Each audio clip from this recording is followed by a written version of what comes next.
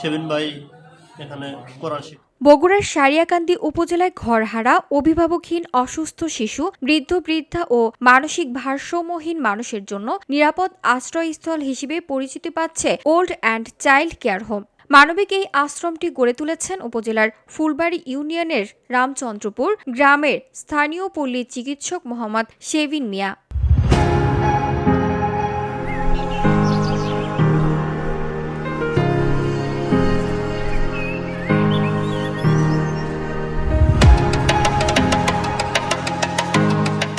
নিজস্ব জমির ওপর নির্মিত ইউ প্যাটার্নের টিন শেড আধা পাকা ভবনটিতে রয়েছে 4টি কক্ষ, একটি রান্নাঘর ও 2টি শৌচাগার।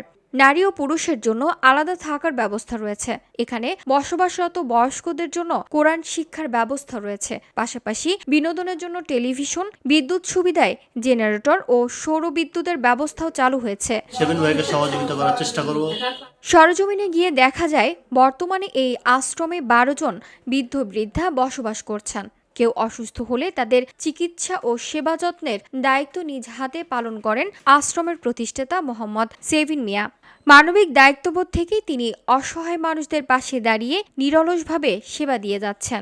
এই ডাক্তারির পাশাপাশি আমি তখন থেকেই যাদের টাকা নাই পয়সা নেই অনেকে আছে, তারা চিকিৎসার জন্য আসে, অনেকে আসে বলে যে আমার টাকা নাই, 10 টাকা নিয়ে আসে, 20 টাকা নিয়ে আসে, তো এটাতে তো ফুল চিকিৎসা হয় না। তারপর আমি তাদের বাড়িতে যাই, বাড়িতে যাই, খোঁজ খবর নেই যে তার কী অবস্থা। আসলে তারা অনেক অসহায়, দরিদ্র।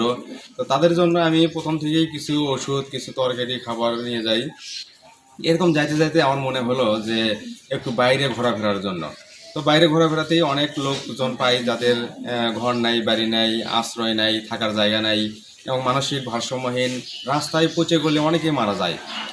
এখন অনেক রুগী দেখছি যে পায়ে পোকা ধরছে, এদের শুধু যত্ন, তাদের পরিবারের দেখাশোনা এসব নাই। স্থানীয়দের মতে old and child care home শুধু একটি আশ্রম নয়, বরং অসহায় মানুষের জন্য মানবিক ভালোবাসা ও নিরাপত্তার এক অনন্য দৃষ্টান্ত। VOD Bangla news desk.